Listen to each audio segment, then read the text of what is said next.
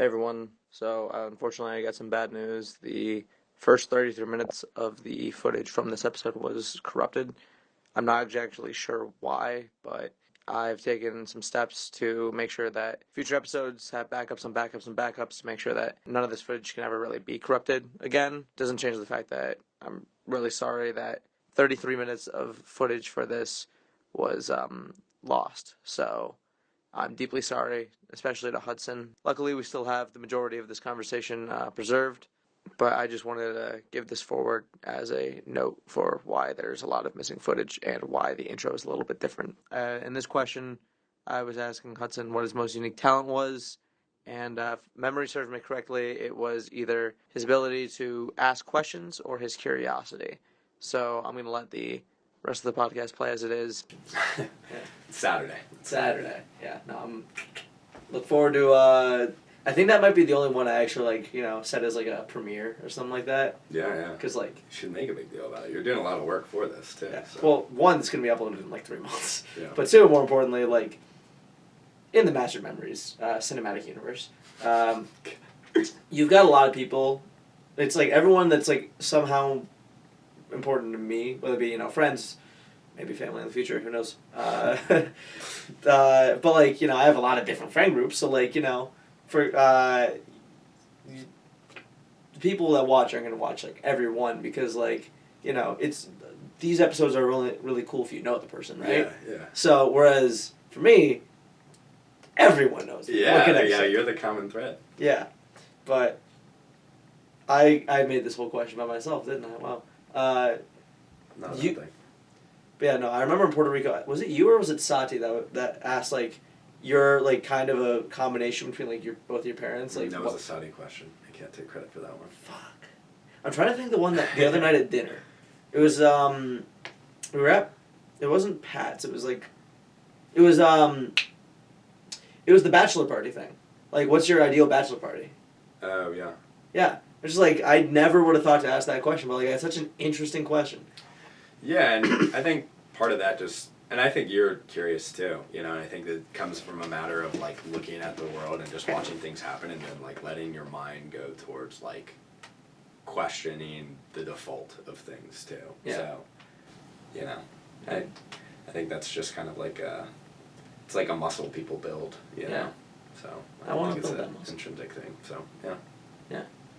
Back to not Regular scheduled program. Yeah. Who was the last person you fell in love with? McKenna.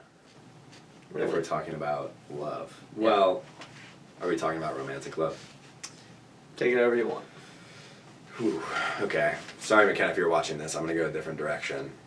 I'm going to take it more of like a platonic love, like who's someone who's like personality and like life you've like fallen in love with. Mm-hmm. And I think I would say Benji for that. Okay. I've been hanging out with Benji a good amount these past couple of weeks, and even before that, like back to earlier this semester, I feel like I've always been like friends with him and like Mm-hmm. like the kind of person I see like probably once a week at least. But I think there's a certain level of like volume of hanging out with someone that like just like pure exposure to their mannerisms, characteristics, like mind, like you start to like find little things to appreciate about the way they are. Mm-hmm. And I think like spending a lot of time with Benji recently has like made me like quote unquote like fall in love with like him, his like mind, and like him as like a person and friend. Yeah. I think he's like very funny, first of all, but I think it's like a wit that like it's like a dark wit, but like you can tell he's like so good intentioned at the same time. So he'll make like jokes that like seem really like morbid or dark, but like you can tell like in the way he talks about his friends or the way he talks about like the world that like he has such like a big heart and like this positive aura despite like this more like negative dark humor. And I think that kind of like juxtaposition has been just like so cool to like be around. Yeah. And like really contagious. So I mean, even last night when not a lot of bench. when we were at the Met and he was like just chirping at those guys, like Yeah. you're saying a lot of stuff, but you're not getting kissed. You're right. Like it's a lot of it is just like super random and like Yeah. bullshit, but like it's like so lighthearted and fun spirited too at times, which is like Yeah. you know, really cool. Yeah. No, future podcast guest Benji will be fun, and Yes. that's a great answer. I've never had anyone take it like that. What were you doing when you first got the news of COVID? Whew. Do you mean like the Ohio State news or COVID in general? I'll take it the Ohio State news because I feel like was more memorable. Shoot me. I was in South Carolina with like 10 or so people on an AKSI service trip in Charleston. And we were actually, it was like night, so we were done volunteering and we were going to a like a haunted house type thing in Charleston. Spooky. And yeah, it's quite spooky.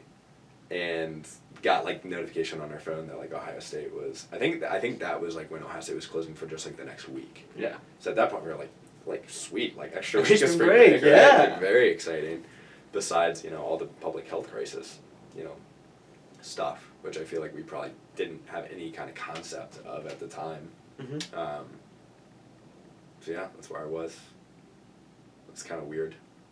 Yeah. And like, what was it? Was it a day later, or like 2 days It was later? like 3 It was, days like, later, and Yeah. it went from like, the news oh, that like you're followed done. To yeah, like, oh man, this is something to take more seriously. Which I think in hindsight is like, okay, a lot of people were dying. Like, we probably should have been taking it more seriously before that. But dumb college kid, didn't really know what I was doing. Was just excited for another spring break at the time. Yeah, it's interesting. Like, almost every single person on my podcast has been from Ohio State. Yeah. So everyone's been like, Very oh, spring similar. break. Oh no, but Yeah.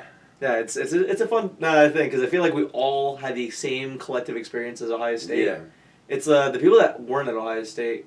Those are, I think, the people that are also very interesting. Like Not- different responses. Not to discredit your thing. No, hey, Yeah, I'm sure you hear a lot of like very similar stuff, Yeah. but because I mean, most people were on spring break, so it's right, like, it's kind of you're like- collective. yeah, And I don't know, like at the time, it's like we knew a little bit about COVID, like it kind of heard about it, Like but like China. it like didn't seem that urgent, didn't seem like a huge deal. it never Um, seemed like it was going to come here. Yeah, it felt Some China. distant. Yeah. And it felt like, I don't know, I feel like at the time the death toll, I don't remember even like hearing like it's astronomical right now or, Mhm. so, I don't know. It just, at the time, like, felt so distant and like it was, yeah, literally just like a cool new spring break. But- Yeah. How do you view your religion? Oh gosh. I would not call myself a religious person. Mm-hmm. And I don't know if I would even call myself much of a spiritual person. I think, and I've told you this before, but like a lot of my upbringing was shaped by my parents being Christian, Protestant Christian, and that shaped a lot of the ways how early on I saw the world and my religious views, and went to Christian schools through high school. And so at one point in my life very much thought that was like the one true worldview, the right religion. And not even just purely because it had been kind of spoon-fed, but I had also, been curious in apologetics, which is kind of like the defense of faith from like, the Christian perspective, and was getting into like different logical arguments on like why this is the right religion. And I think a lot of that was dominated by like the desire to be right and to win arguments and to kind of convince myself more too, I think. Mm-hmm. And a lot of that learning too came through like high school and like being in classes, like theology classes, apologetics classes, or books recommended by teachers who were Christian and religious. So I think that whole era was very much like you're getting straw man arguments for every other worldview. Mm-hmm. Like you're like only defending against some of the weaker claims that are brought against like your religion, and then you're I don't know, a little more critical of other religions, and you're not applying that same level of criticism to your own worldview. And I think that's kind of natural. Like people like to be right. Yeah. And people want to validate their beliefs, which I don't think is a bad thing inherently. I think it's bad once you're letting it cloud your judgment too much. And I am not anti-religion. I think for a lot of people it's a great source of hope and promise and a source of morality for people, which often like is like good. Sometimes not. You know, religion has done bad things too. But sorry, that's a little bit of a tangent. But moving out of high school, first year of college, like having more and more conversations, especially with people from Ohio State who are from all sorts of backgrounds and especially like different religious or worldview backgrounds, like getting to hear a lot of different perspectives, just because something like obviously I'm interested in. We've talked about philosophy and such like so much that it's just something that for me is like so essential to like living, is like, why am I here? Where am I going? Is there something bigger than this? Like, I think about it at least once a day, you know, just because it's, to me, the most important line of questioning you can have. But, so just naturally, organically, those conversations came up a lot, and the more I talked to people, the more I was kind of like, like, there are some, like, serious holes here that, like, I hadn't noticed before. And, like, or at least had noticed, but, like, could kind of explain away, but, like, could only explain it away in context of people who had similar views as me. And so a weak argument felt stronger than it really was when you have other people that are on the same side as you. And so having to kind of, like, give a rationale and then have someone else say, like, well, that doesn't make as much sense as, like, you think it does. And, like, thinking through things more, reading more, and listening to people, like, outside of, like, Christian theologians, too, like, changed a lot of my perspective on things. And so from that time forward, you know, I don't, like, totally discredit Christianity. I don't say it's not real. Like, I think there's a chance maybe it is, you know. I think there's a chance any of the major world religions, any religion could be right, any worldview could be right. I think it's just been challenging to kind of, like, kind of get to the point where it's like you can't objectively say an answer to those kind of big questions. Yeah. And for me, that's frustrating as someone who likes to solve problems, who likes to get to the right answer, who likes to ask the right questions to get to the right answer. Like, yeah, it kind of, in a way, like, sucks to have that, like, realization of, like, I could dedicate my life to this and still, like, on my deathbed not really know the true nature of reality and what's really going on here. Yeah. It's frustrating, and it fills me kind of, like, with existential dread sometimes of just, like,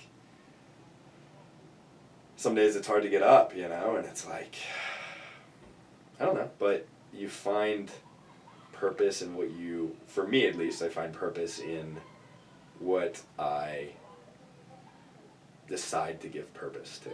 Yeah. And that's been a cool realization, and realizing that can shift and change and not just be one thing too. Sorry again, this is rambling, but I think, like, it's been a long 4 years of, like, growth and, like, questioning and still not coming to, like, some final conclusion, of just being more open. And I love to hear about people's worldviews and religions and to, like, get a sense of, like, why do you believe what you believe. And I think it would be so cool to one day have, like, concrete answers, but in the meantime, I think it's fun to talk about. I think it's fun to bounce ideas off people and explore and wonder what if. But I guess, like, I'm pretty agnostic, maybe as agnostic as they come at this point in time. Yeah. I think the thing for me is, like, it's all belief, because we don't know, like, what's true or what's false. And the whole thing that, like, one of these religions might be right, a couple of them might be right, maybe none of them are right, you know? It's the hard thing to grapple with of... Yeah.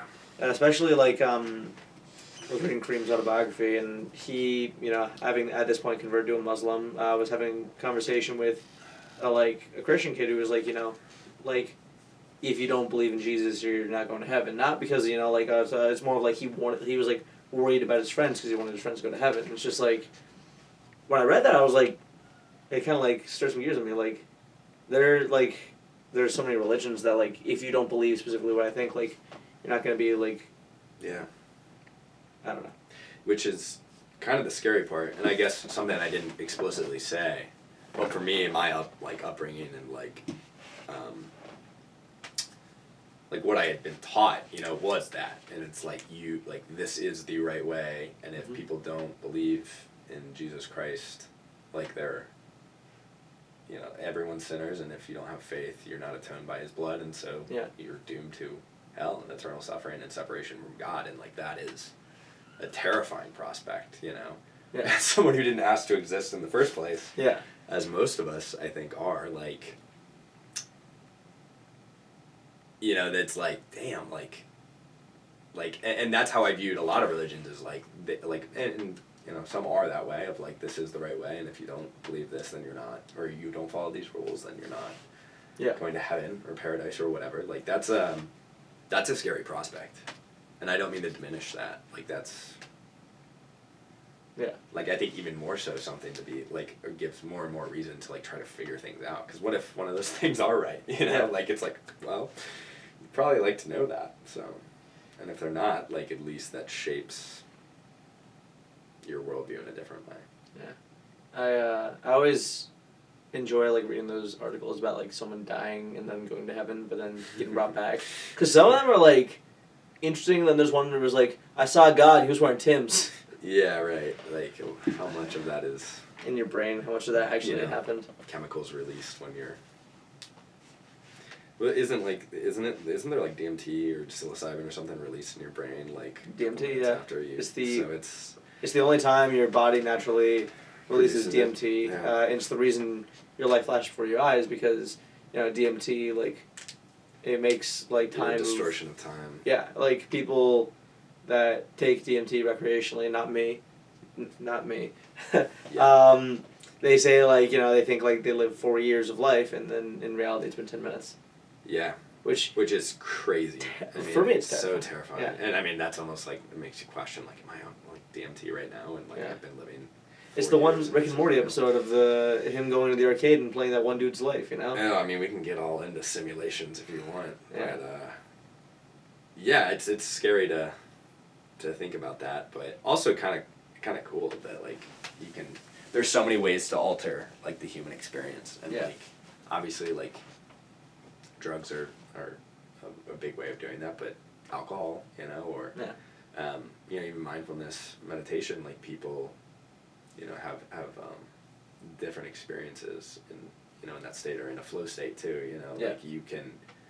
It's cool what the human mind is capable of. Yeah. Just the fact that it's a bunch of little electrons and oh my gosh, we're all just molecules. Zeros and ones, man. Yeah, my molecules are happy to see your molecules. Yeah. What does that even mean? Yeah. I don't know. I'm gonna stop myself from ramble as well. No, I think you should read. It's called Conscious or Consciousness. I forget which, but it's by.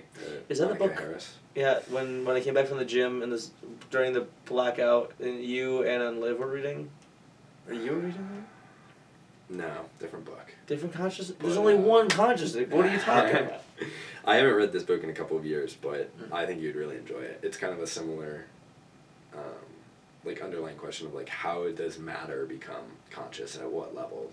When do the lights turn on, and why do the lights turn on? Which is a pretty hard question to ask. Yeah, I've got a lot of books to catch up on. Fair. This was it's a quick one. It's 60 pages, and it's a light-ish read. So. Yeah. I'm making a book list right now of I have another book question later, very rare later, but it's just I have all these resources now, and just I've so many things to learn from. School making me hate reading is an abomination. Yeah. It's the education system, man. We need to system, man. No, but seriously, establishment. I was a kid that would so my parents growing up, when they took me in, they turned off my light. There was the hall light, they would keep my door open, a crack, and the hall light didn't go off for another 30 minutes. So what I would do is after they tucked me in, I would get out of bed and use that little crack in the light and just read there. And then once they turned it off, then I was okay, it's time to go to sleep. I loved reading that much, and then I just school happens.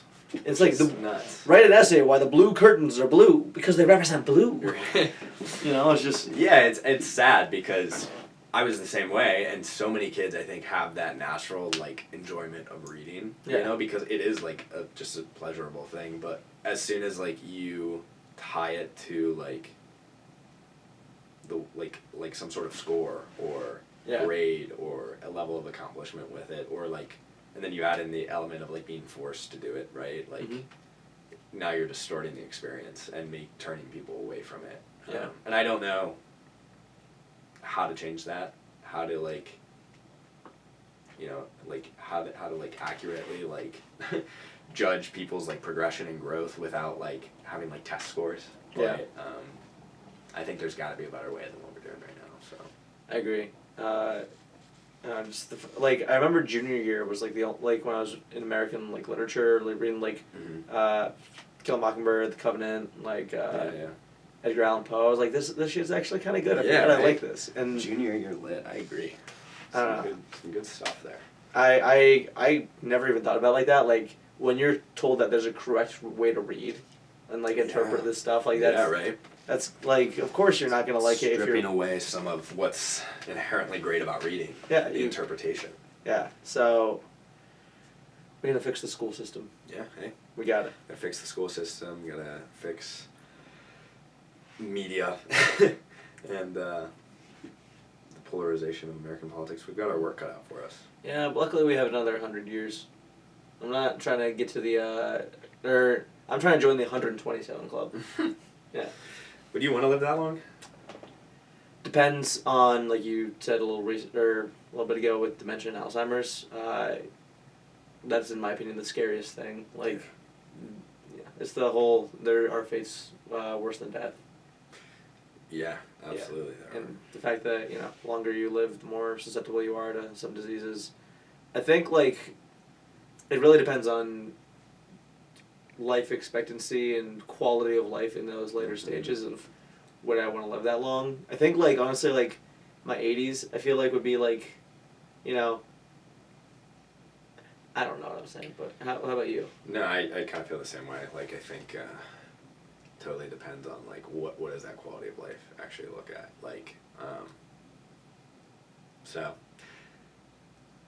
yeah, I mean, but we've talked about like would you drink from the fountain of youth, if you could and live forever, and I don't think I would do that. So Immortality is a curse and not a blessing. There's so many books actually written on that, Yeah. I feel like to a degree it kind of feels like a prison, of like this. Yeah. You can't stop existing. So. Because everything you know and everyone you love will have crumbled around you. It's terrifying. think about how like as you get older, time moves faster because like you've lived longer and like the time itself kind of seems shorter because of it, because it's like the span. As a percentage of your experience. So like when you're like 1,000 and like a year becomes like a day, like I don't know. Yeah, and that's why like the concept of eternity I think is so mind-boggling too. And yeah, I don't know. I think even if your friends and family were eternal, I don't know if I would want that too. Like even if everyone you loved could keep existing with you, I think there's something like kind of scary about that. And that's kind of what scares me. One of the things that scares me about like the idea of like an afterlife of it's just like forever. No escaping existing. Yeah. And I think like at least in like our life, something that makes life so beautiful and valuable is that it's finite and you can't have every experience infinitely. There's going to be a last time you go to Cedar Point, there's going to be a last time you eat a funnel cake, a last time you do the dishes, a last time, you know what I mean? Well, like, I know the last time you did the dishes. Yeah, well, But no, I get it. Like the last Like- time you like play outside with your friends growing up. yeah, there's a last time to every activity you will ever do, and there's something like to me so beautiful about that. That was my cohort TED Talk. Really? It was called Last Time Meditation. So I think it's such a powerful and like beautiful thing, and the idea of like living forever I think just totally undercuts that and makes every experience like almost like why even do it, I don't know, the beauty of life is it only lasts so long, so you have to make the most of it, and there's no wrong way to spend it. Yeah, but there's a lot of anxiety over how to spend it because of that. So Yeah, well, given the option of infinity, and the stress. there's not really that many wrong choices to make. Outside of like killing people or something like that. Illegal. Let's go with immoral activity. Yeah. I disagree. I think there are wrong choices, and not I don't think maybe objectively wrong, but I think I think regret's a really real thing. Even though it's just like a mind state, you know, like that's something that people actually deal with and feel, and you know, don't enjoy feeling. Yeah. And I also think there's like, you know, the opportunity cost of choosing something means you didn't get to choose something else, and like that in and of itself is like, I think, Yeah. a cost and something that isn't necessarily wrong, but like could have been better. Yeah. Did you read my cards when I gave them to you? These cards. The index cards. Oh no. Because this is a beautiful segue. Oh, beautiful. Let's go. What's your biggest regret? Whew. I actually don't have many. Thankfully. Yeah, we're only 21. We've only Yeah, fucked I've up got so many time, times. yeah. 22. excuse Future me. me watching this is like, you motherfucker. Honestly, probably what I said earlier about my family, like Mhm. the regret of not being more intentional about reaching out to them. I think I also regret. I've got a couple of others actually. Go for it. In the same vein, I felt like kind of similar with high school friends. Like I didn't do a very good job, like staying in touch with them. Mhm. And then, when my grandpa, my dad's dad, who I was not close with, my dad wasn't very close with him either. Like I remember we were in Florida with friends, like on vacation, like 2 family friends, and like we were maybe 2 hours like from where my grandpa was like living at the time, and my family was like, okay, like we're gonna go see Grandpa Ray, who like, you know, I've in my life probably met 2 or 3 times. Mhm. And like I remember kind of thinking like fuck that, like I don't really want to go, like this guy like left my dad when and my grandma like to raise 5 kids by herself when my dad was 2, and like he's not a good guy. Like I'm not gonna take, you know, a whole day to go like hang out with this old dude who's like this cynical like jerk. Yeah. I'm gonna stay and hang out with my, you know, these 2 families that like I'm really close with and like spend time with them. And I think in hindsight, like, so, you know, did that. My sister and my parents went, came back, and then I think he died 4 years after that, 3 or 4 years after that, and never saw him, I don't think, in the interim between those 2 things. And part of me just kind of like looks back on that and is like, you know, I hear stories about him still, you know, like here and there, Mhm. and it's like I think him and I have like more similarities than like I recognized at the time. Mhm. And like regardless of that, maybe that day would have sucked and been boring and stupid, but like I think just to let him like meet his grandson more, and show that like I cared about him, like I wish I would have done, and like just showed him that like regardless of what a person does in their life, like no one's irredeemable, no one's like, everyone's a human being at the end of the day and deserves like to feel loved by the people around them, especially family.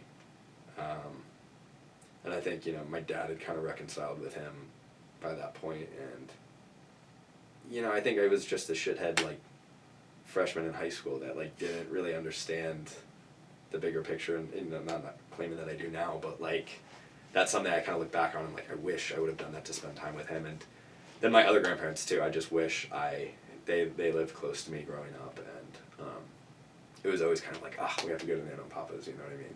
Yeah. And I wish I would have just like been more question oriented going to visit them like when I was younger, because they were amazing. That grandpa's still alive, but you know, like kind of losing it. So like I wish I would have like soaked up every like conversation with those 2, and like shown them more love and like eagerness to spend time with them. Because I think it's crazy, you don't realize how much like your parents or grandparents love you, you know, like it's like they made you, like you're part them. Yeah. And yeah, I just wish I would have like learned from them more, shown them more love. I think that's probably one of my biggest ones. To your point about family from the earlier question, I mean, all your regrets are family centric. So I think, I mean, whatever you feel about, you know, your relationship with your family now, like the fact that they, you know, they're at the top of your mind when it comes to things you wish you did better. Yeah. It speaks a lot to how you value family, and I think also to your character. Well, thank you. I appreciate that. Yeah. To be fair, I feel like I haven't had a ton of other like huge regrets, so maybe that's No just... other regrets? Not even the ones. No, I mean obviously some minor ones, but Yeah. Nothing like kind of you really look back. I Right. think. I think regret's really cool though. I mean, yeah, it's like painful, but I think it's a really great motivator and a really great like teaching tool. Yeah.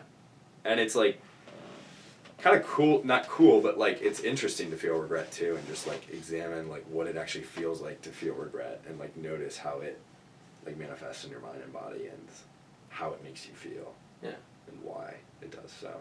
I think it's not something I would want to wish away. I feel like failure and regret are like two sides of the same coin. Agreed. And I think there's so much power in failure. And I mean, there's so many books. Yeah. Again, books, but so many things written about, you know, that failure and regret and how that kind of is most people's fuel to become better people. Yeah, I mean, you have to fail to learn, you know? Yeah. In some ways. And obviously it's so much easier said than done, you know? Yeah. Everyone's like, oh yeah, failure's great, but like, actually going through failure fucking sucks, Yeah. you know? Like... It's you have to have the benefit of hindsight in order to appreciate failure, because no one is like, oh boy, I just failed. Right. I think one thing that I've been trying to do more and more is like recognize in the instances when I fail, and obviously that's like quite often, is like as it's happening, like it's like totally fine to like know and feel like, yeah, this sucks, but like I know that I'm going to have the hindsight of looking back and seeing this as a growth experience. So A, can I like use that to at least like make me feel a little bit better? Yeah. But B, can I make the most of like this immediate feeling and like record as much as I can about how I'm feeling and what I did wrong, so that when I look back, it's not like some hazy picture, but it's like a very crisp, like here, and here's where I messed up. Here's how to avoid that in the future. That like closeness to the situation, I think, is like kind of vital in taking as much from the experience as possible. Yeah, like that. So just writing things down, honestly, for me, was the way I do it. But and just kind of, like you said, living, or a little bit of living in the moment, even in the moments you don't want it to live into. What are you most worried about? I think like the top worry for me is just like that existential dread thing of like, why am I here? Where am I going? What is reality? I think for me, like not having concrete answers to that is what like makes me, is like the biggest like driver of anxiety to me. But since we've talked about that a lot, I guess day-to-day level, I'm worried about starting work.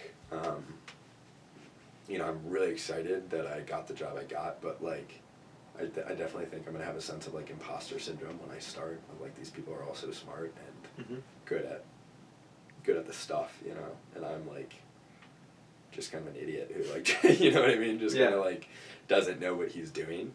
I'm like worried about that, but I think like the mindset of like, yeah, I'm gonna mess up, but I'm gonna learn from it here again, like is like gives me a lot of comfort.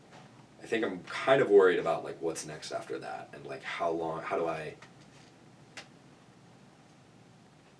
manage like relationships like with my college friends while I'm like in a different city and working. Like, how do I keep those relationships when like I didn't do a great job of that from high school, and like how long do I stay at that job? But like more like most importantly, like just like am I living like, to the point I was making earlier, like am I living a life that like aligns with like what I say my values are and what I believe my values are? Yeah. So like I guess I'm just worried that like in that sense, like I'll sell out, like work for a company forever, that be like kind of a cog in a machine and working my way up the corporate ladder to make as much money as possible. Like I'm terrified that I fall kind of victim to that, or like terrified that like I don't stay close with my, you know, the relationships that I've built, especially over these past 4 years, and I lose touch with people, like because, you know, I have values of of relationship, and I have values of wanting to make the world a better place. Like, to me, those things are pretty fundamental to, like, who I am, and I think, like, obviously values kind of shift over time, but to me those two things just seem like good values to have, and maybe that's just my current mindset, but, like, I don't want to lose the way I currently feel about that, if that makes sense. No, that does make sense. And I don't think there's anything in selling out when it comes to being cog in the machine. You know, you have to worry about yourself and your theoretical family in this situation. Yeah, right. Yeah. So. Yeah, but I mean, I think, you know, I wanna start a company someday, or I wanna work for a social enterprise or a nonprofit that I feel like is actually, it is not driven primarily by profit. And obviously, like, profit's important. I think, like, under the economic system we're in right now, like, some of the most effective change can happen because of, like, companies that are making profits, but, like, using those for the right reason. Right. So, I don't know. Just a little fearful. I don't want to work for, like, a Shell Oil, you know, for 50 years. So. Do a Marshall. Yeah. Yeah. To your earlier point about imposter syndrome, though, I experienced it a lot this summer at Nationwide with cybersecurity. Just one being very experienced, but two, like, I don't know if I've told you, like, some of the stories about, like, people I work with. Like, there's one guy who was at a convention, and, like, there was a competition at the convention. There was, like, 500 people there. The only people that beat him at this competition were the people that wrote the textbook on this specific topic. So, like, I was like, what am I supposed to do? But someone, I talked to a guy who's, like, 4 or 5 years older than us, and he was like, you know, it's very real, because, you know, these people are smart as shit, but don't see it as, like, they're so much farther ahead of you. It's more like they're just further on, like, your specific track. You know, like, you're going to get there. It's a matter of, like, they were in your spot at the same time, too, you know? Like, Right. everyone has to start somewhere, for lack of Yeah, I better. totally agree. Yeah. I also, well, do you feel like that's helped? I do, a lot, because, I mean, one, I've seen it more than anything as, like, these are incredible resources to, like, learn from, because if I'm going to be surrounded by smart-ass people, I want to be like them rather than be intimidated by them. Right. But- Learn from them. But more importantly, just, like, you know, I'll get there. It's not going to happen immediately, but, you know, it takes time. these are the kind of people I can be if I put in that time and that work and, you know, fully actualize myself in my career at the very least. You will. I hope so. I don't know. I want to save a lot of people from having their PII stolen. Save a lot of headaches. A lot of dollars. Yeah. Was there something you were gonna say? Sorry, I didn't. No, I guess the only other add-on I have to that, and I think I'm still realizing this, but, like, everyone's a person, you know? Yeah. People are being people. People are being people. But, like, I mean that in a serious way of, like,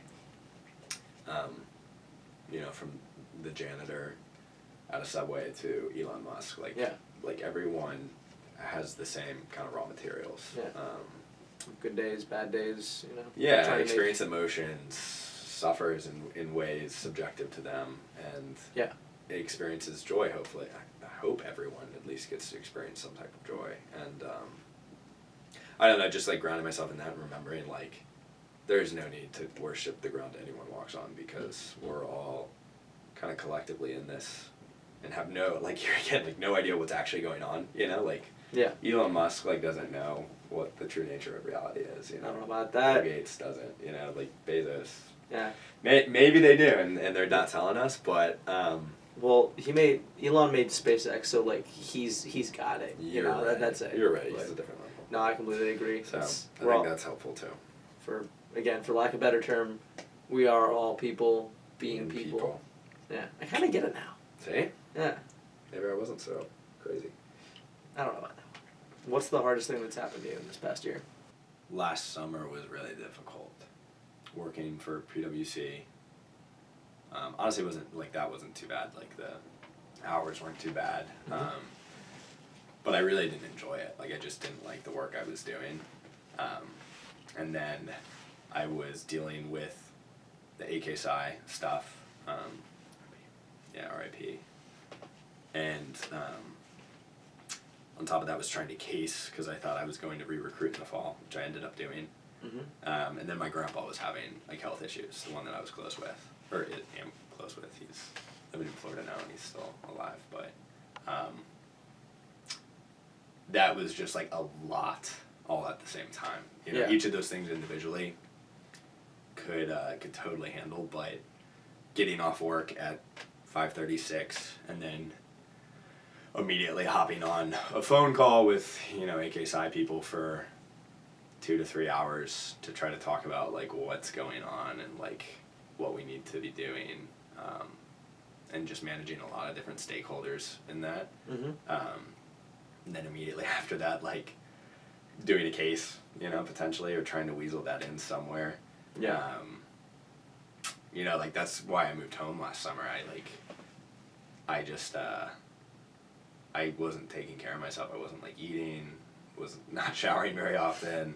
Just kind of got to the point where I was like, okay, like I need to kind of be out of this environment where like I need to take care of myself. And here's family again, right? Like had like so much like support and love from my parents, and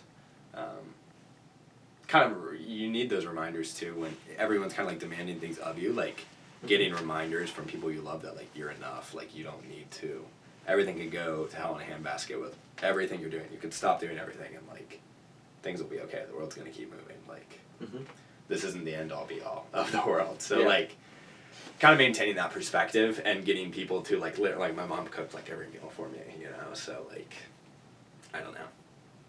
Like it was obviously like a very challenging period, but like I mean here again like so much learning and growth from that. Like oh my gosh, like pure like time management skills go up through the roof when you have to make every minute of your day count. Communication skills with like all these different entities and like stakeholders, and then like learning how to like really trust people. Yeah. And be like, I can't possibly do all the work of this right now, so like who do I trust to like get these things done, and like learning to trust them more than I thought I did, and just being like, I don't even need to look at it, like I trust you, like get it done, you know. Yeah. And then those people like having your back too and being there for you and being like, yeah, what do you need me to do? Pretty cool to see like how you can get people to buy into something too and like support something that matters. Like just I'm kind of rambling here, but like so many like things to take away from that where I'm like, that's going to affect the way I lead people for like the rest of my life. Yeah. And like the way I look at my time, the way I look at problems, like literally the rest of my life. And I'm like, in a sense, like very grateful that period of my life happened. Yeah. It's that thing we were talking about earlier, you know, the failure, well, that's not even failure or regret, that situation, just learning It from... was failure. learning from hard times. Yeah. I mean, yeah, it's exactly that, so. Yeah, well, I'm glad that you came out of it well, and look at you now, you shower I think every day. I'm showering, I'm cooking for myself again. Chef Hudson. We're doing it. So yeah, and yeah, all's well that ends well, I guess. What's something that made you laugh really hard recently? Yesterday I was laughing really hard when we were dancing at the Met and getting people Yeah. to come up and kiss Benji. That was fun. That was goofy. That was some big laughs. Dude, I don't know how Benji just started doing that, and then we just kept going. And kept going, like... Yeah, it was fun. It was a good time. We went 3 for 3, and then we quit all over. Yeah. Who's your hero? How many times have you gotten a parent as an answer? It's the leading answer, I but figured. there's many other answers as well. I'm gonna go with my dad. The cliche answer, but like my dad is a beast. That is a beast. Shout out He Maximilian. is. Shout out Max Hall. I don't know, like just I think I look at like the trajectory my dad's life like could have taken, and the trajectory it did take, and like I have like so much respect for his like grit, and I honestly I think just like love for people, and like how that like has taken him to where he is. He, like I said, like grew up with a mom like on food stamps and no dad and 4 older siblings, and you know like not in a great spot, and then put himself like joined the military to put himself through school, was studying English at first, didn't have like a lot of direction in what to choose, and liked to read, so he was like, all right, I'll study English. It's kind of like, I guess I'll be a teacher. Started student teaching, I think his last semester, like second to last semester at Kent State, and realized he hated teaching, like hated being in a classroom with kids. Yeah. And kind of was like, oh my gosh, what am I going to do? Around this time, I was like meeting my mom too, and like they figured out together. My dad became a nurse, and then went back to anesthesia school and is a nurse anesthetist now. But like, and like you know, I remember going to the hospital with my dad growing up, and like walking down the hallway, and like literally every person we passed would be like so excited to see my dad. And I think just a testament to the way he treats people, and like the way he interacts with others, and just tries to like give them as much love as possible, and like not the loudest person in the room, but like probably the most thoughtful, definitely the most thoughtful, and like the epitome of generosity, like to like me, my sister, his wife, my mom, and like his family and friend, like the kind of person who's like always trying to buy, you know, you like more food or drinks or whatever, and like I think very easily could have gone the other way of, you know, thinking of his upbringing, either like staying in poverty and like kind of being down on his luck and like turning to drugs or substances to, you know what I mean, cope with pain and abandonment issues or whatever, but like could have gone that path, or could have gone the path he went and like made a good living and like been really selfish with it and like kind of cruel-hearted, and instead I think he's like the epitome of like what a husband and father should be, and like what a person should be in the way they interact with others. So I think that's kind of the whole gambit, is like, how are you treating people, and are you leaving the world better than you found it? And I just know he is, and it's not in huge monumental ways, but like in any little interaction, I feel like that's what he's looking to do, and I think that makes him a hero. Yeah. Well, you know, I didn't know a lot about that about your dad, but he's now my hero. I'm not gonna lie. He's a beast. No, but I do love your dad. Shout out to your dad, because he's an incredible person, and Thank you. I don't know why I'm saying thank you. Yeah. I'm not him, but I'm sure he appreciated it. yeah. What's your favorite tradition? Man, these are really good questions, Lynn. Thank you. I learned from the best. This is gonna sound really lame, but I love more like coffee in the morning, Mm. and I know that's more of a ritual than a tradition, but I think it just kind of like grounds me, no pun intended, and like waking up and that kind of like time alone in the morning. Yeah. Having a cup of coffee, thinking about like whatever's on my mind, what might is like coming in my day, but also just taking that time to like experience what is. Yeah. And, like be present in that moment, I think to me is like my favorite ritual tradition. I think Ohio State Michigan's like a great, I guess, Yeah. maybe tradition, a rivalry, but Yeah. yeah. It's funny. Before yesterday, everyone always said like something that happened like once a year, but now 2 days in a row where it's like something that happens like every day. It's still seen as tradition, so I like that. It's also 2 days in a row where Ohio State Michigan has been mentioned, but on opposite sides. Yeah. Yeah. Jason, Michigan, right? Yeah. No, go ahead, sorry. I was gonna say not to bring up my old podcast too much, but So jealous. Yeah, Jason, if you're watching this. I don't know. It's I agree with you. Ohio State Michigan, like I feel like growing up in Columbus, There's like an energy about it. Yeah. Even in Cleveland, there's an energy about Really? it. Really? Yeah, for sure. Because like in Columbus, it's like it's almost like the night before Christmas. It's Yeah, like it's huge. the highways are closed. Everyone is either at home or at the game or like watching it somewhere. Like you Yeah. know, like you could like during like some plays you could hear a pin drop. You know, there's a magic to it, Yeah. and I I don't think that I'm ever gonna miss it. Like look, my firstborn kid could be born on that day. It's like, sorry, honey, I've got tickets. They're getting named after the winner, so you know, Ryan Day Master. I hope you turn out okay. That's not gonna be the name of my kid, hopefully. Well, it's funny though. I mean, that you say that because like, when we were at town hall earlier tonight, there was like the Crew and FC Cincinnati were playing. Mhm. Nobody was watching the game. You know, like me and Benji were sitting by each other, and the Crew scored, and like we didn't even realize they scored until like 2-3 minutes later, and like no one in the bar even like said anything. There was no clapping or anything. I was like, imagine like. And that's like literally a hometown team, you know what I mean, of a professional sport. So it was just kind of like wild to think about like that compared to. There's definitely levels Walkers, to it. But I think to your point of hometown stuff, like it's gonna be so weird, like for me at least. Growing up in Columbus, Ohio State, like every Saturday, it's like it's religious. Like people, like no matter where you are, what you're doing, like there is the game on, like near you. Whereas like when I move out to wherever, I'll be like, oh, can you throw the Ohio State going? Oh, sure, like whatever. Like no one's gonna be paying attention, but I'm just gonna glue to the seat wherever I am.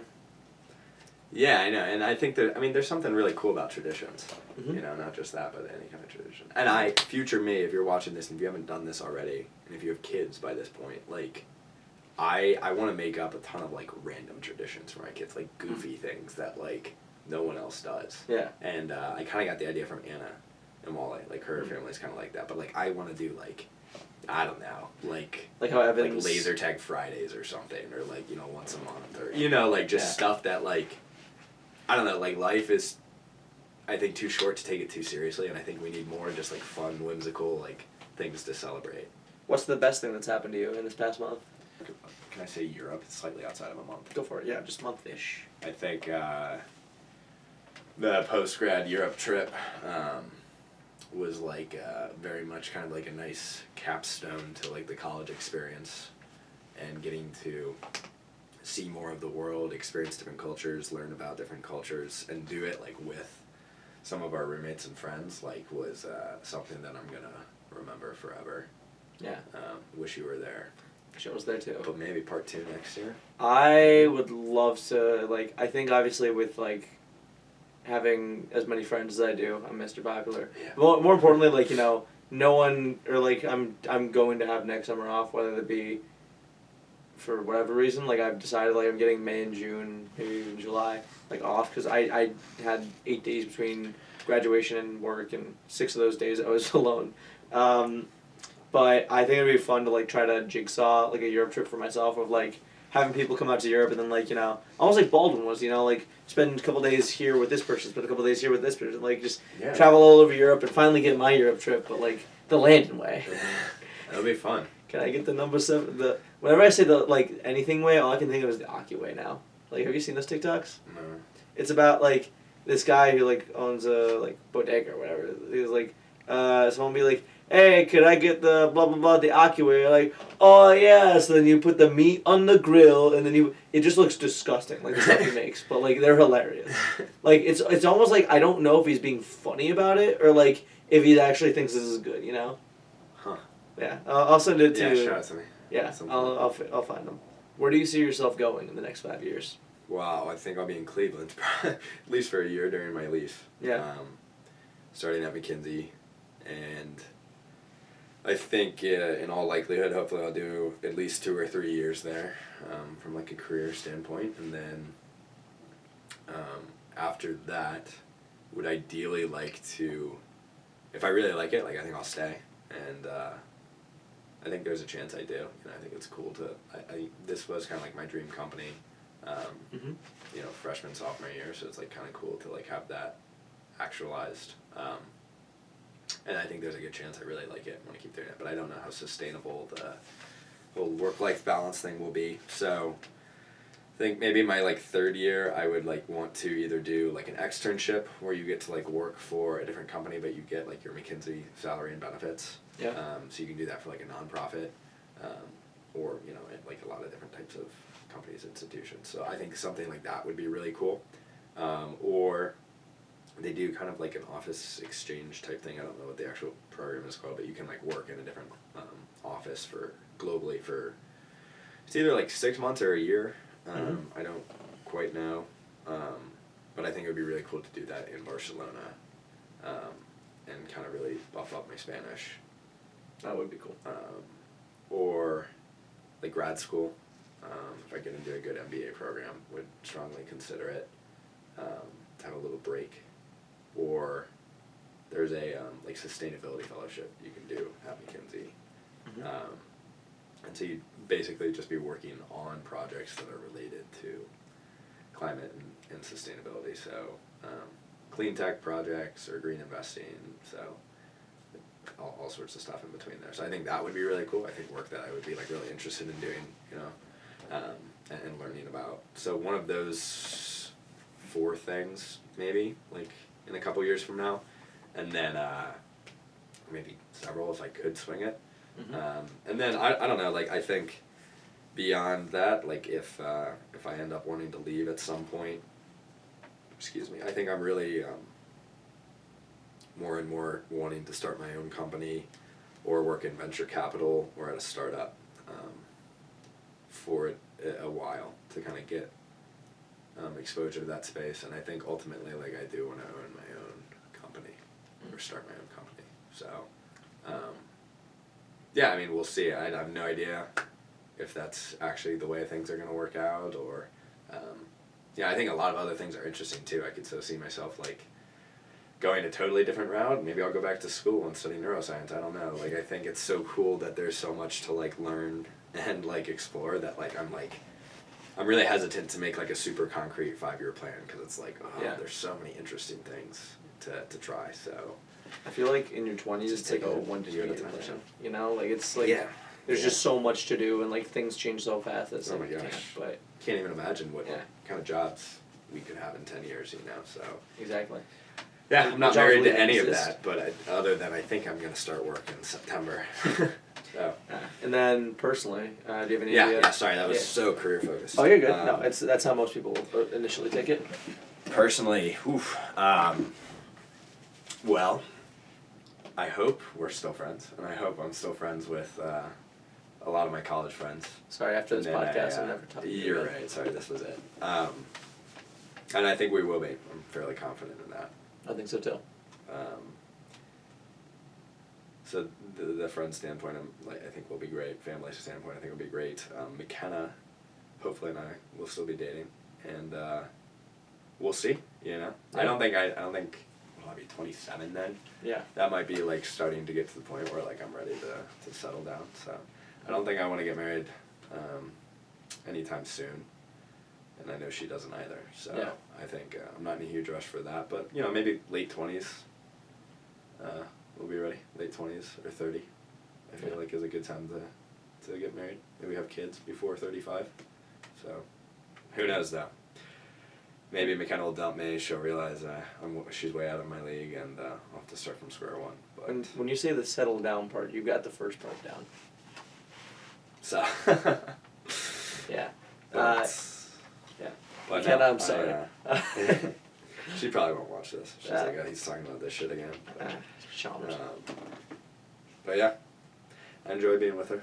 I love her. So She's pretty cool. yeah, she's okay. Yeah. She's alright. Decent. Yeah. But yeah, so we'll see. We'll see where the road takes us. I'm looking forward to 27-year-old Hudson. What is one thing you want to have done by the next time we film a podcast episode? I don't know when exactly that'll be, but I'm saying 3+ years from now. Wow. I want to go mountain biking out west. Really? Yeah. Why? That's the first thing that comes to my head. I think there's a lot of things I want to do, but Yeah. Why mountain biking out west? I want to try mountain biking. I feel like it would be fun, and like a cool way to like see some pretty sights. And I have a friend that just like went and did it recently, and it sounded like really cool, and like he had a really good time. So I feel like that's higher on my list. I want to go to Banff too. What's Banff? Canada. I think it's like northwestern Canada.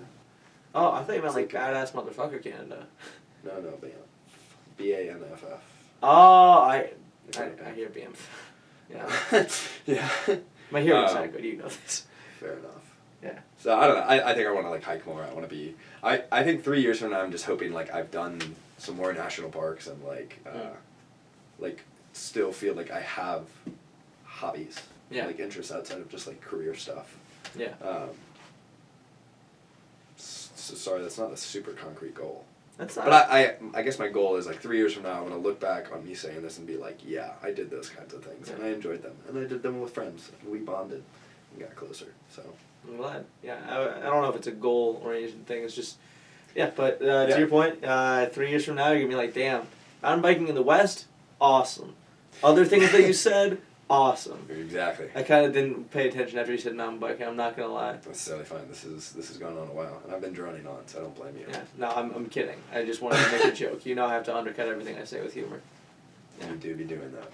But speaking of humor, so that ends the conversational part of the podcast. All right. We're winding down here. I've just got Oh, boy. some quick hitters for you. Try to answer quick. first thing comes to mind. But if Cool. you need take time to think, go for it. Just try not to overthink it. Sweet. All right. Let's roll. This is a moment in the mind of Hudson Sebastian Hall.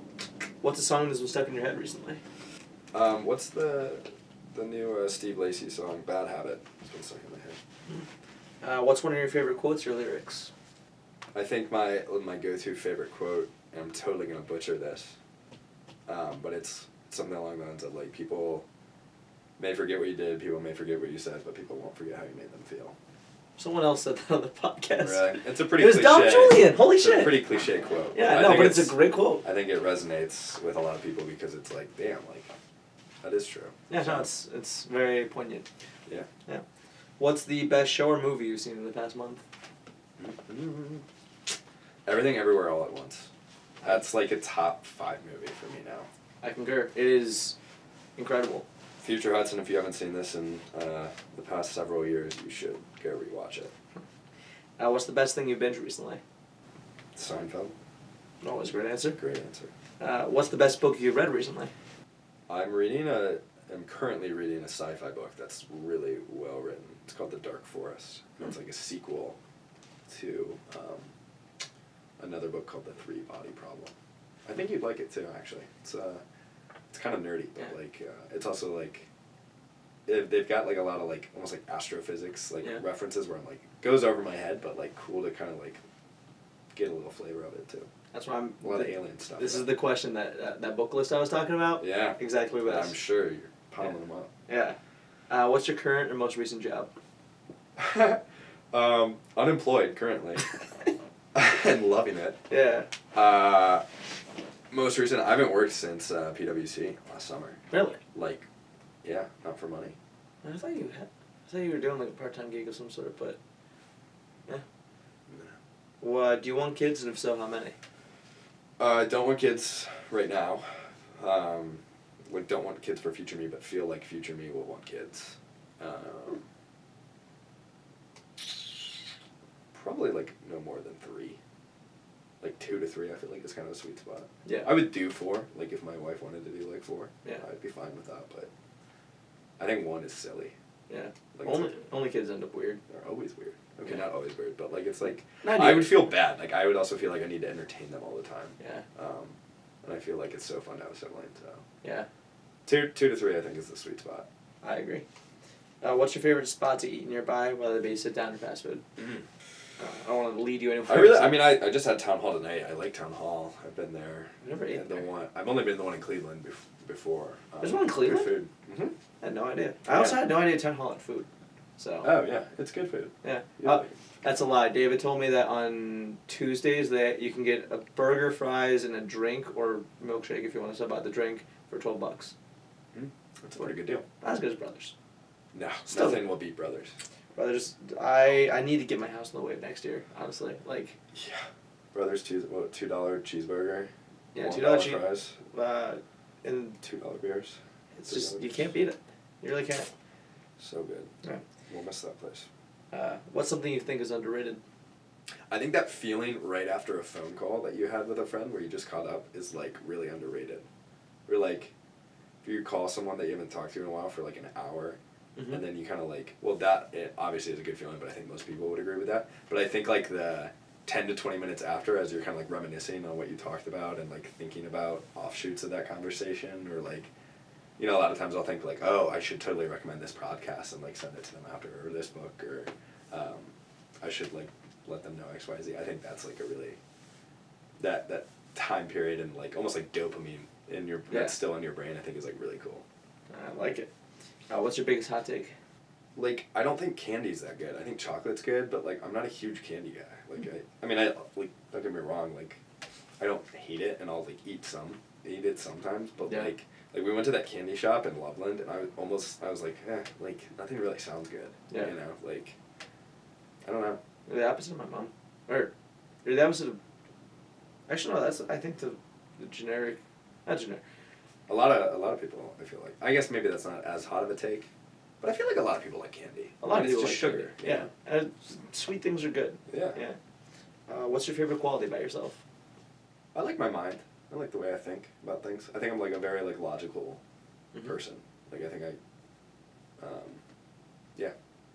I like the way I prioritize things. I like the way I like think about things and like process things. It's a good mind, I gotta say. Hey, thanks, babe. Yeah. What's your favorite outfit? It's got to be something like I got from my grandpa. Of course. Comfy fit. I really like my grandpa's yellow Champion crew neck. Mm-hmm. That's like one of the comfiest sweatshirts ever. And then, honestly, these pants I'm wearing right now, they're like a little too short on me, but like way too comfy. Just Gap pants. The Gap, man. Crazy. And then probably these socks, and then like my slippers. You have slippers? Got slippers. Oh, they were at Cheeks for a really long time. Allie just dropped them off. And the slippers, and I throw the robe on top of that. A big robe guy. Robe guy. Known to be wearing a robe. Hudson Hall wears robes at times. Yeah. As should everyone. I think robes are... maybe my underrated answer should be that. Like, robes are really underrated. I need to invest in a good robe. I only have one from when I was 3 years old, and it doesn't fit me as well. Surprise, surprise. I don't know. I'm a growing boy, but I don't think I can grow that much. You gotta stop eating your Wheaties. Just go back on the vegetables. My bones are too strong. I need less milk. Less calcium. Yeah. What's your biggest hobby? Like, listening to music? I don't know. I feel like that's probably what I spend most of my time doing. Like that I'm, like, free. Yeah. You're stuck on a deserted island and can only bring one thing. You can't bring a boat. And if you bring any technology, it doesn't have cell service. Everything else is fair game. What are you bringing? Can I like build a pipeline that would deliver food to me? You can bring one thing. That's my thing. It's the pipeline. It's the chute where the food comes out. You know, I'm fine. I'm getting a lot more lenient with these answers, I'm not gonna lie. Okay, well, I'll give you a real answer. I guess, like, just assuming, like, I'm gonna just, act like I could have food and water, like, no problem. My survival instincts will kick in, and I can get by. Okay. So in that case, dude, I feel like a hatchet. Like, I feel like that's what I would need to, like, you know, like, that would be a great tool to have. That's a very... Like no one said that before. Like, and, like, honestly, I don't think I'll get bored. Yeah. You can kill, you can chop, you can entertain yourself with hatchets activities. Yeah, it's a great answer. Because I think, like, anything else, like, I could make a pot, you know, not well, but, like, I could create bowls and, you know, and whatnot out of, I don't know, twigs. Give me enough time to figure it out. But, like, something sharp, like, that would take a long time to make something really sharp, I feel like. Yeah. So, I don't know. What's something that you have to do every day? I gotta talk to at least one person every day, I feel like. Need to have some sense of community. That's a good answer. Where was I? What is your proudest accomplishment? Housing a White Cross Old Crave case with my AK Psi lineage. I said proudest, not... You heard me? Did I stutter? No, I mean, I think it kind of comes back to the last summer thing. I think, like, getting through that and, like, with the mindset I had, I think, coupled with, like, getting the McKinsey offer all together, like, I think is what I'm most proud of. And you got through the fire and... That whole growth stage. Yeah, I like it. What's something you want to own? Oh, I want to own... I think it would be sweet to own, like, a... either, like, a brewery or winery. And, like, just make it real nice. / like, coffee house in the day. A coffee house brewery, that'd be sick. Yeah.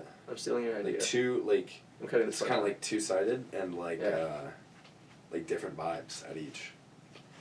Damn. So like, would it be like a wall that separates the two, and there's like a door? Or would it be like? I'm almost picturing like a garage door. You know how like some old Yeah. buildings still have like garage doors? I'm picturing Yeah. something like that.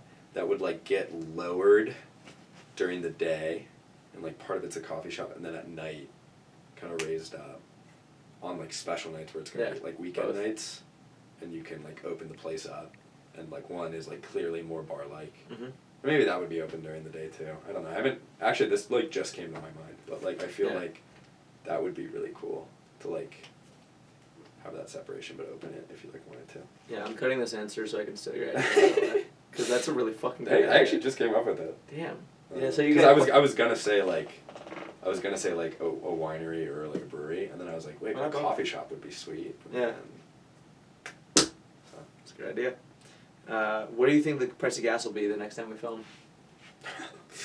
It keeps getting better and better with the economy right now. Yeah, man. I think I'm hopeful that in like 3 years we'll be at 3 to 5 years we'll be at like 4 something. Mm-hmm. Where do you want to visit next? I don't know if next, but I really want to go to Japan at some point. I feel like that would be sick. I want That's to, like, totally different culture too. in middle school, high school, that was the dream for me. And then, I don't know what happened. I just was like, eh. But, no, I agree. Yeah. I've come back around. Japan looks sick. Oh, actually, but next I think Italy. I'm kind of sad I didn't go to Italy on this Europe trip, Yeah. and I keep hearing Florence a lot. Like everyone's really big on Florence, and has been so. In my opinion, Venice was better, but I Yeah. also went with my parents in high school, so that's a very different experience than Yeah. college with friends. Fair enough. What's one piece of advice you have for yourself, the world, me, whoever? My like go-to like thing that I feel like I always have to remind myself is the phrase that my high school soccer coach would say a lot is the journey is the reward. And I think like it's obviously kind of a cliche, like everyone's like, oh, I appreciate the journey, whatever, but like that's the heart of this, you know, Mhm. of life. It's like actually the day-to-day experiences you have, this moment that you're in right now. Yeah. And so often my mind's like filled with stress about what's coming, or like regret about what has happened, and like those like thoughts aren't in themselves like bad to think about the future, think about the past, but like notice when you are doing those things, and when you're like being consumed and like transported somewhere else, like just be mindful that you're doing it. Like it's good to plan, it's good to like learn from the past, but like I think the more you can cultivate mindfulness and like recognize when you're thinking about the future, or recognize when you're reflecting on the past, Mm-hmm. and remind yourself that there is this present that is here, and ultimately like each moment that you can live more here, or be mindful of where you're at, I think is some sort of key towards like enjoying the journey more. So I love it. And then, last but not least, top 5. ooh, I can't believe I forgot about this question. It's a sneaky. In no particular order. No particular order. Unless you want to make an order, that is. First one is just kind of like friends, family, and like love. Like, and I know those are like 3 things, but I think they're all Like the loved essence ones. of that is like Yeah. the same thing as like giving and receiving love from people. I think that's like That's gotta one. be on there. I think achieving something that you set out to achieve after facing a lot of adversity and road bumps along the way. It's 2. It's a good answer. Moments where you feel fully present and like fully like yourself. Mm-hmm. For me, that's come like a lot through sports or being with friends, but has also like kind of felt that way just at like random moments, like walking outside and just feeling like very where I am. And I think that like kind of to my last point is like not the point of life, but like a big way to enjoy life more is to like maximize your ability to have those kinds of feelings. So presence / being fully you and authentic to who you are, like those moments. Oh, like waking, like, and I've learned this summer, waking up and like having nothing that you actually have to do. zero responsibility. Just Yeah. that is got to be in my top 5. All right, you got one more. Last one, food. Come on, food's Food? awesome. Food and drink. Yeah. A big drink. A big a little drink? burger. Yeah. Or something like. A goodie There's boy. something so pleasant about Yeah. nourishment, and like eating things. Dude, food is. I never thought food would be on like, you know, more than like 2 or 3 top 5s. It's a very constant thing on It's people's so top 5s, good. whether it be specific food or just food in general. We orient so much of our life around food.